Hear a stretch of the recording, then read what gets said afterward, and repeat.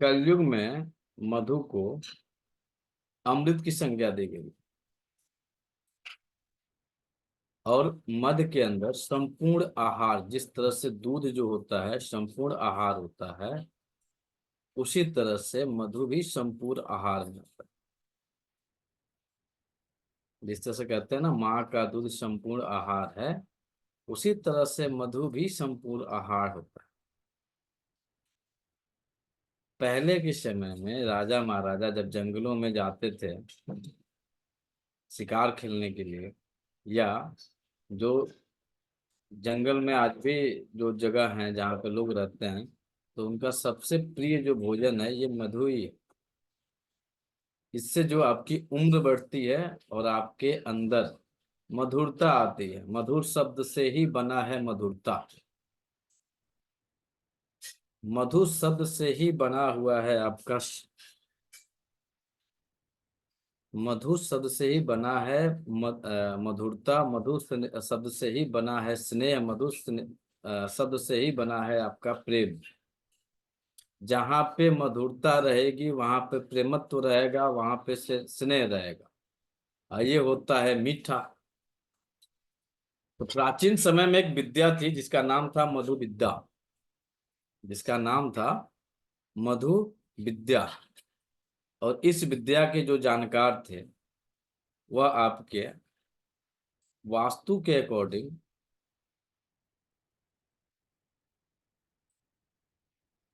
जिनका नामकरण किया जाता है वह होते हैं सुग्रीव।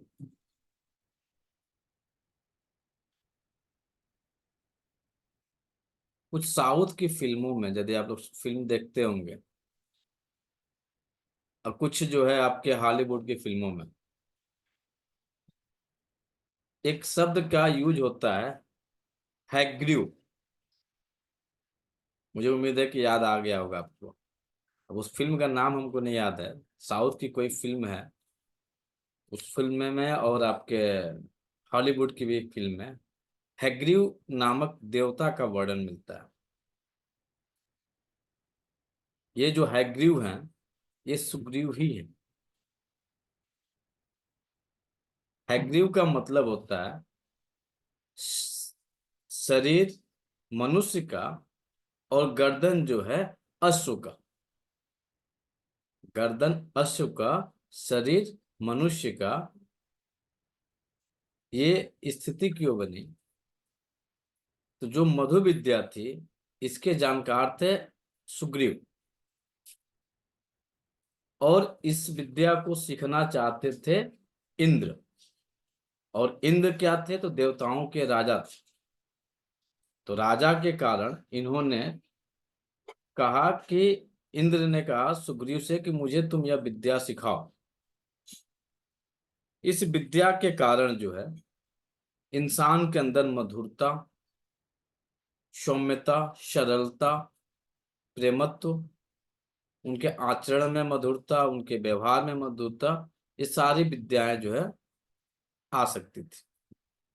और इंद्र के अंदर मधुरता तो था, लेकिन समय समय के अकॉर्डिंग उनके अंदर उग्रता भी थी। तो सुग्रीव ने मना कर दिया किनको? इंद्र को, कि मैं आपको ये विद्या नहीं सिखाऊंगा। इंद्र को गुस्सा आया। इंद्र ने कहा यदि तुमने इस विद्या को किसी को भी सिखाया तो मैं तुम्हारा सर धड़ से अलग कर दूं। इस स्थिति को जब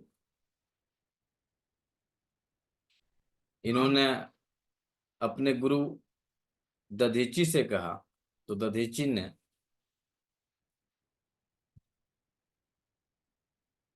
इन्हें कुछ अश्विनी कुमारों को सिखाने के लिए कहा गया। तो अश्विनी कुमारों को सिखाने में यही शर्त था कि यदि यह सिखाएंगे तो इनका सर काट दे। तो इन लोगों ने क्या किया? इनके सर को काटा, घोड़े या अश्व के सर को लगाया, और अश्व के सर को लगा के इन लोगों ने इस विद्या को सीखा, अश्विनी कुमारों ने। फिर जब पता चला इंद्र को, तो इंद्र ने इनके सर को आके काट दिया। अश्व का सर कटा, तो जब अश्व का सर कट गया तो इनके सर को अश्विनी कुमारों ने सुरक्षित किया हुआ था। अश्विनी कुमार जो थे आयुर्वेद के बहुत बड़े प्रकांड विद्वान थे, वही उनके जनक थे। उन्होंने आयुर्वेदिक जो भी पद्धतियां हो उसके आधार पर उन लोगों ने जो है इनके सर को सुरक्षित रखा हुआ था। जब इंद्र ने इनको सर को काटा, फिर इन्होंने इनके सर को लाके लगा दिया, जो सुग्रीव का सर था। तो यह पद यह इंडिकेट करता है, इस कहानी से यह इंडिकेशन मिलती है, कहानी जो भी हो, चाहे जिस तरह से भी कहानी को आप समझें, लेकिन जब वास्तु पद में जाते हैं तो इस पद में इस कहानी से यह इंडिकेशन होता है कि यह ऐसे ज्ञान का कारक है जिसके लिए देवता भी ललायत रहते हैं। यह ऐसे ज्ञान का स्थान है जिससे देवता भी ललायत रहते थे, और देवता भी सीखने के लिए जो है सीख नहीं पाए, क्योंकि इंद्र ने इसको सीखने के लिए तो उनके सर को काटने की बात हुई थी। तो इस स्थिति को यह इंडिकेट करता है कि जो अश्विनी कुमार थे, सुग्रीव के विद्यार्थी बन के उनसे जो है मधु विद्या का ग्रहण किया, और मधु विद्या का ग्रहण करने के बाद से उन्होंने इस विद्या को जो भी यूटिलाइज करना है वो किए होंगे। क्या स्थिति रही होगी। लेकिन इसको कनेक्टिविटी हम इसलिए आपको इस तरह से बताने की कोशिश कर रहे हैं कि यह पद जो होता है सुग्रीव का जो पद, यह पद विद्या ग्रहण करने का सबसे उचित स्थान यही होता है। वह पद है कहाँ?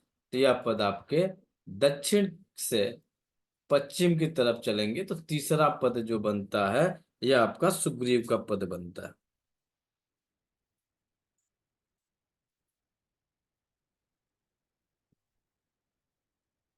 यह पद लोभी भी बताता है। यह पद लोभ को भी इंडिकेट करता है। यदि कोई बच्चा पढ़ता न हो आपके घर में, लोभ ऐसी चीज है, जब तक आपके अंदर पैदा नहीं होगा तब तक आप किसी तत्व की प्राप्ति नहीं कर सकते। जिस तरह से अश्विनी कुमारों को लोभ हुआ कि मधु विद्या सीखना है, तुम लोगों ने हथकंडे अपनाए, इंद्र को सीखना था उसने धमकी दिया। उसी तरह से यदि एजुकेशन के मामले में यदि कोई बच्चे के अंदर या लोभ पैदा हो जाए या लालच पैदा हो जाए कि मुझे आईएएस बनना है तो बनना है, मुझे यूपीएससी क्रैक करना है तो करना है, तो इस स्थिति में ऐसे बच्चों को यहाँ पे यदि बैठा के पढ़ाया जाए तो संभावना बनती है कि यहाँ की एनर्जी उन्हें पॉजिटिव रिजल्ट देगी। यहाँ पे यदि ऊर्जा बैलेंस है तो यह ऊर्जा इंडिकेट क्या क्या करती है? पहले समय में जो विद्या का आदान प्रदान होता था तो वह श्रवण विधि के द्वारा होता था। गुरुजी बोलते थे और स्टूडेंट उसे सुन के याद करते थे। तो याद करने की कैपेसिटी यदि है तो वह स्थान आपका सुग्रीव ही देता है। जिस किसी की मेमोरी क्षमता कमजोर हो, उन्हें समझ में नहीं आ रहा है कि हम कोई सामान रखें या कुछ रखें तो कहाँ गया, तो आप इस पद पे आराम से जाके मंथन करेंगे तो हो सकता है कि उन चीजों में आपकी याददाश्त शक्ति रिटर्न आ जाए, आपको याद दिला।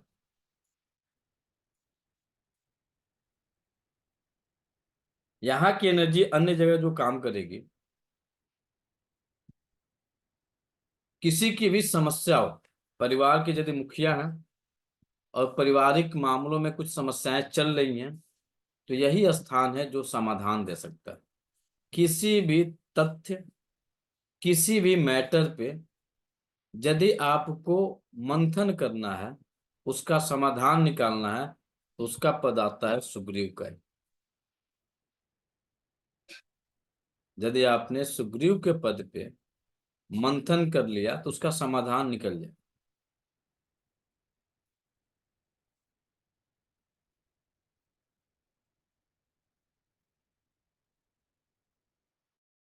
अकॉर्डिंग जाएंगे तो यह पद लगभग आकाश तत्व के नजदीक आ रहा है। वरुण है, वरुण पश्चिम दिशा को इंडिकेट करता है, टिशियम में जो है पश्चिम दिशा जो है आकाश तत्व को इंडिकेट करती है। तो वरुण से दूसरे पद हैं और पित्त से दूसरे पद। इस स्थिति में इनके पास दोनों एनर्जियों का मिश्रण है। पितरों की भी एनर्जी का है और इधर से जो है आपके वरुण की भी एनर्जी या वेस्ट की भी एनर्जी का प्रभाव है, पृथ्वी की भी एनर्जी का प्रभाव है। इनके पास अग्नि तत्व का प्रभाव यहाँ पे नहीं रहेगा। यहाँ पे पृथ्वी तत्व और आपके वरुण तत्व का प्रभाव यहाँ पे पाया जाएगा। वरुण यानी पश्चिम दिशा का यहाँ पे प्रभाव मिलेगा। पृथ्वी तत्व और आपका आकाश तत्व का जो संबंध बनता है वह पिता पुत्र का संबंध बनता है। तो यह देखिए दोनों का मध्य बन रहा है। यह दोनों का मध्य बन रहा है, वरुण से दूसरा और इधर पितृ से दूसरा। यह केंद्र बन रहा है, दोनों को मेंटेन करने या बीच का पार्ट बन रहा है। तो यह स्थिति यह इंडिकेट करेगी, जिस तरह से सुग्रीव का ज्ञान के कारण सर कट गया और घोड़े का सर लगा, तो यह इंडिकेशन है यदि यहाँ पे पिता पुत्र के रिश्ते में यदि आपने मुख्य दरवाजा लगा दिया, यदि आपने मुख्य दरवाजा यहाँ पे आपका है, तो उस स्थिति में पिता पुत्र तो होंगे, दोनों में सुख की प्राप्ति नहीं होगी। जिस तरह से इंद्र ने मधु विद्या को सीखने के लिए लालायित थे और वह विद्या किसी अन्य के पास चला गया और सर भी कट गए। तो यदि इस पद पे आपका इंट्रेंस है में आप जो है इस घर में रहते हैं, तो पिता पुत्र का सुख नहीं मिलेगा। या तो पुत्र की उत्पत्ति नहीं होगी, और यदि हो भी गई तो पुत्र से सुख की प्राप्ति नहीं होगी। हो भी गई तो सुख की प्राप्ति नहीं होगी। अब यहाँ पे दो एलिमेंट की एंट्री हो रही है। तो यहाँ पे यदि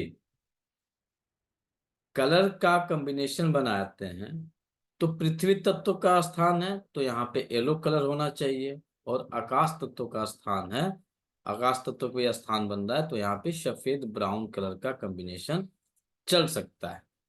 इसके अलावा अदर कॉम्बिनेशन की एंट्री होती है तो आपको रिजल्ट निगेटिव देगी। अब अलग क्या क्या आ सकता है, तो यदि यहाँ पे किचन आएगा तो आपको निगेटिव रिजल्ट देगा, बाथरूम आएगा तो निगेटिव रिजल्ट देगा। इसके अलावा आपके वॉशिंग मशीन आ जाए, मिक्सर आ जाए, ग्राइंडर आ जाए, तो भी आपको अच्छे परिणाम नहीं देंगे। फिर बीमारी क्या आएगी? तो जब यहाँ की एनर्जी इनबैलेंस होगी उस स्थिति में मधुमेह, मोटापा, कब्ज, टॉन्सिल, साइनोसाइटिस,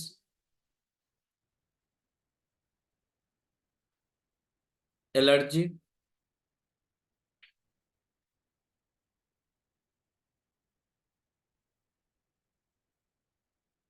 स्वेलिंग,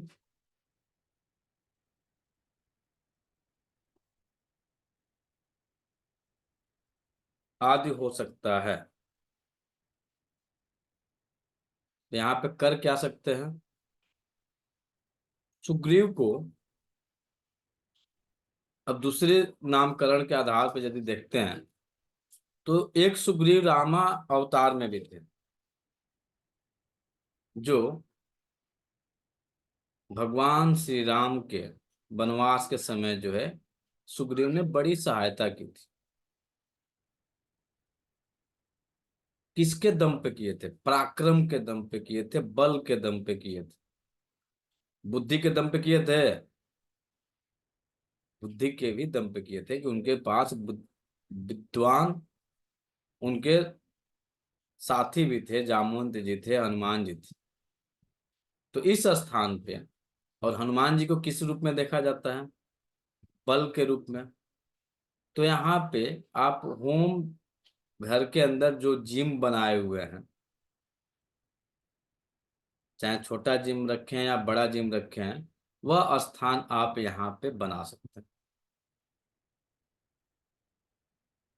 भूल के भी यहाँ बाथरूम नहीं आएगा, भूल के भी यहाँ किचन नहीं आएगा, भूल के भी यहाँ पे वॉशिंग मशीन नहीं आएगा।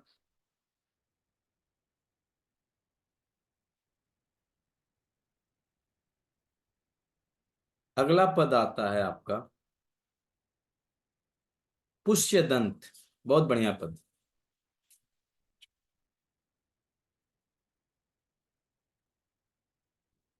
जो पुष्य दंत थे, इनकी जो कहानी मिलती है, वह कहानी ये मिलती है कि यह भगवान शिव के यह गण थे। पुष्य दंत भगवान शिव के गण थे और वह गंधर्व से संबंधित थे। भगवान शिव के एक गण थे जो कि गंधर्व से संबंधित थे, और इन्हें जिस तरह से सुग्रीव को मधु विद्या आती थी, उसी तरह से पुष्य दंत को अदृश्य होने की विद्या आती थी। नायक फिल्म देखे हो? नायक है कौन सा फिल्म है जिसमें अनिल कपूर गायब हुए थे, मिस्टर इंडिया? याद होगा आप लोगों को, जिस तरह से मिस्टर इंडिया में अनिल कपूर गायब हो जा रहे हैं, तो वही विद्या इनके पास भी थी, जिसमें यह अपने आप को विलुप्त कर लेते थे, अदृश्य हो जाते थे। जितनी भी फिल्में आती है ना, फिल्मों के पीछे कुछ लॉजिक लगा रहता है। जो डायरेक्टर है या फिर जो राइटर है, कहीं ना कहीं से सब उठाए हुए हैं लोग। तो अदृश्य भी एक विद्या है, और उसके जो जानकार थे वो पुष्य दंत थे। पुष्य दंत को यह विद्या आती थी अदृश्य होने की, और गंधर्व से संबंधित थे। तो जब गंधर्व से संबंधित थे तो उसके बाद भी किसी और से संबंधित होंगे ये? कोई बताएंगे और किससे संबंधित होंगे? सर अप्सरा से। वाद्य यंत्र बजाने के और अप्सरा से। गान। अप्सरा से म्यूजिक भी से। यह संबंधित। तो भगवान शिव की स्तुति, उनकी महिमा का वर्णन पुष्य दंत ने किया।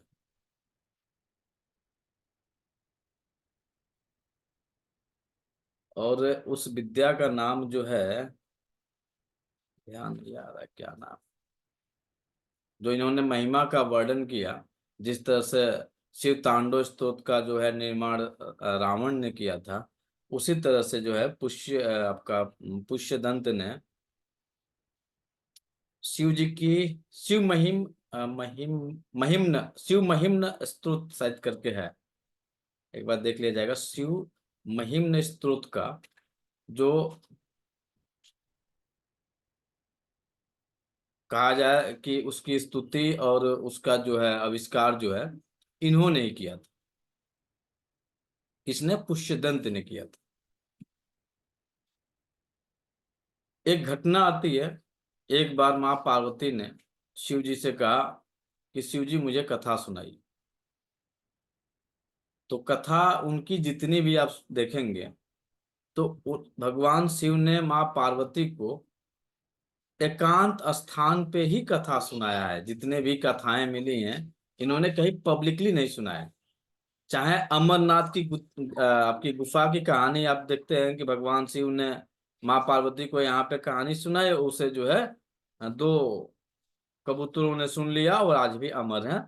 उसी तरह से भगवान शिव ने जब जब माँ पार्वती को कहानी सुनाई है, वह एकांत में सुनाई, कभी भी पब्लिकली उन्होंने नहीं सुनाया। उसी तरह से माँ पार्वती ने जिद किया कि मुझे कहानी सुननी है। तो जब कहानी सुननी है तो नियम तो था भगवान शिव का कि हम कहानी तो अकेले सुनाएंगे, दूसरा कोई सुनना नहीं चाहिए। तो उन्होंने नंदी जी को, जैसे देवारिक में हम लोगों ने कल पढ़ा था नंदी जी की कुछ महिमा के बारे में, तो नंदी जी कौन कौन है? तो ये भगवान शिव के द्वारपाल है, द्वारपालक। तो उन्होंने नंदी जी से कहा कि नंदी जी, अब यहाँ पे किसी की एंट्री नहीं होनी चाहिए। तब तक जो है पुष्य दंत आए कि हमें जो है भगवान शिव का दर्शन करना है। नंदी जी ने मना किया कि आप दर्शन नहीं कर सकते हैं, वह जो है इस स्थिति में है। तो उन्होंने कहा कि ठीक है, इस स्थिति में तो ठीक है, उनके पास अदृश्य विद्या आती थी। उस अदृश्य विद्या के चलते वह जो है अदृश्य होकर उस कथा को उन्होंने सुन लिया। और उस कथा को सुनने के बाद से इन्होंने क्या गलती किया, फिर अपनी, क्योंकि ये थे गंधर्व कुल से आ रहे थे, तो इन्होंने अपनी अप्सरा को सुना दिया। और फिर वही अप्सरा या दासी जो थी उसने माँ पार्वती को सुना दी। तो माँ पार्वती को यह जब पता चला कि ये तो हम और शिव जी की बात है, इसे कैसे पता चला, तो उन्होंने भगवान शिव को बताया कि यह कथा तो किसी ने सुन लिया। तो वह भगवान शिव से कहें, तो भगवान शिव ने नंदी को बुलाया, नंदी से पूछे कि नंदी किसके एंट्री हुई थी, सब तो मना किया गया था। तब तक नंदी ने कहा कि हे प्रभु, अभी कुछ देर पहले पुष्यदंत आए थे, उन्होंने कहा कि आपका दर्शन चाहते हैं। तो भगवान शिव ने जानते थे कि यह विद्या जो है पुष्यदंत को आती थी, वही आके अदृश्य होके सुन लिया। फिर भगवान शिव ने अपना उसके ऊपर कुपित हुए, कुपित होने के बाद से पुष्यदंत को दंड दिए। दंड में क्या मिला, यह विद्या का नाश हो गया। तो उनके पास अदृश्य विद्या थी, उसके बाद से वह नहीं कर सकते थे, उसकी समाप्ति हो गई। और समाप्ति का देन रहा कि यहाँ पे इस पद पे यदि किसी का इंट्रेंस हो जाए तो समझिए कि है तो बहुत जबरदस्त चीज, क्योंकि इसके पास वो सारी शक्तियां मिल रही, लेकिन लास्ट होते होते क्या मिला, लास्ट होते होते उनकी उस विद्या से हाथ धोना पड़ा। फिर ये विद्या मिली उनको, किस कंडीशन में मिली, तो पुष्यदंत ने भगवान शिव की कठोर तपस्या किए, और वही कठोर तपस्या करने के बाद से जो है, जो शिव स्तुति महिमन ऐसे कुछ करके है, पूरा हम कंफर्म नहीं हो पा रहे हैं, आप लोग देख लीजिएगा। उन्होंने इस स्तोत्र का वर्णन किया और भगवान शिव को खुश किए, और उसके बाद से जो है इस विद्या को उन्होंने प्रयोग नहीं किया, इस विद्या का प्रयोग कभी नहीं किए। तो यह इंडिकेशन है कि यह विद्या भी एजुकेशन के लिए, अध्ययन के लिए, ज्ञान प्राप्ति के लिए, या किसी तत्व के निर्माण के लिए, जिस तरह से पुष्यदंत ने शिव महिमन स्तोत्र का निर्माण किया, उसी तरह से आपको भी किसी तत्व का निर्माण करना है तो सबसे बेस्ट डायरेक्शन है पुष्यदंत, निर्माण करना है, उसकी उत्पत्ति करनी है। तो यह पद जो होता है,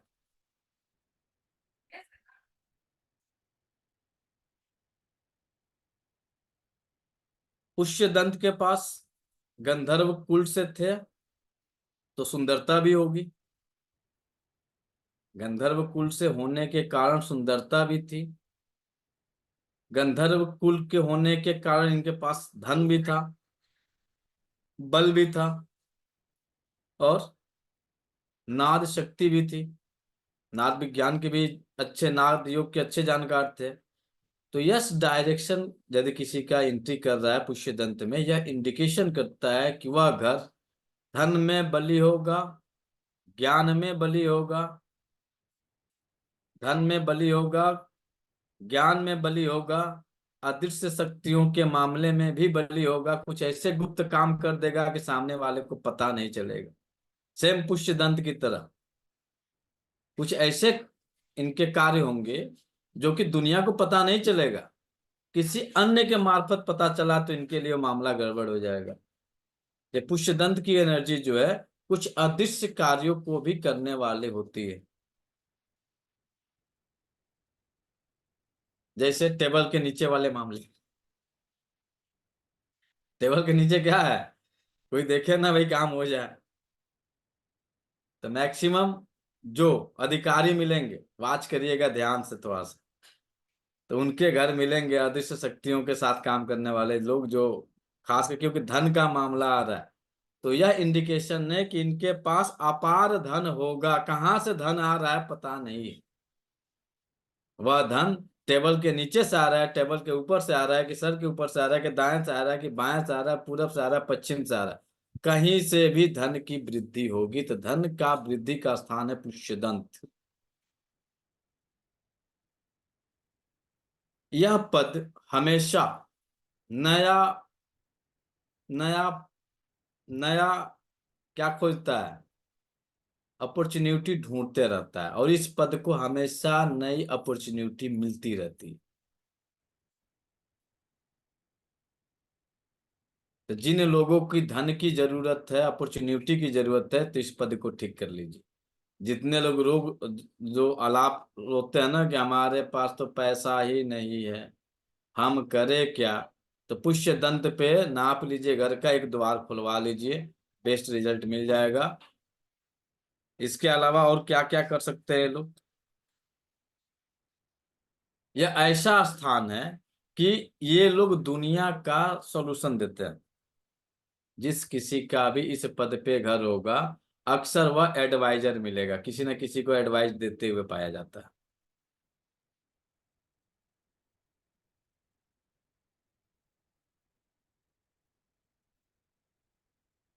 यदि आपका द्वार नहीं है, इस स्थान पे बेडरूम बना दीजिए।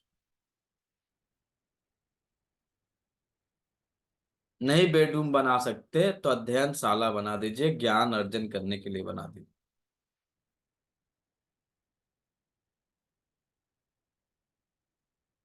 इस स्थान पे तिजोरी रख सकते हैं, उत्तर दिशा की तरफ मुख करके। इस स्थान पे तिजोरी रख सकते हैं उत्तर दिशा की तरफ मुख करके। अब यह स्थान यदि जाते हैं टीसीएम के अकॉर्डिंग तो किसके नजदीक आ रहा है, पुष्यदंत वरुण, यानी पश्चिम दिशा के जस्ट बगल की दिशा है। तो यह इंडिकेशन है, यहाँ पे सबसे ज्यादा प्रभाव जो आता है वह आपके आकाश तत्व का आता है। तो आकाश तत्व के प्रभाव आने के कारण इस स्थान पे यदि ऊर्जा इनबैलेंस होगी, क्या होगी, यदि आपने रेड कलर कर दिया, आपने हरा कलर कर दिया, आपने पिंक कलर कर दिया, आपने रेड कलर कर दिया, उस स्थिति में आपको सर्दी, खांसी, allergy, asthma, bronchitis, sinusitis, tonsillitis, vitamin B 12 की डिफिशियंसी, विटामिन डी की डिफिशियंसी अक्सर पाई जा सकती है।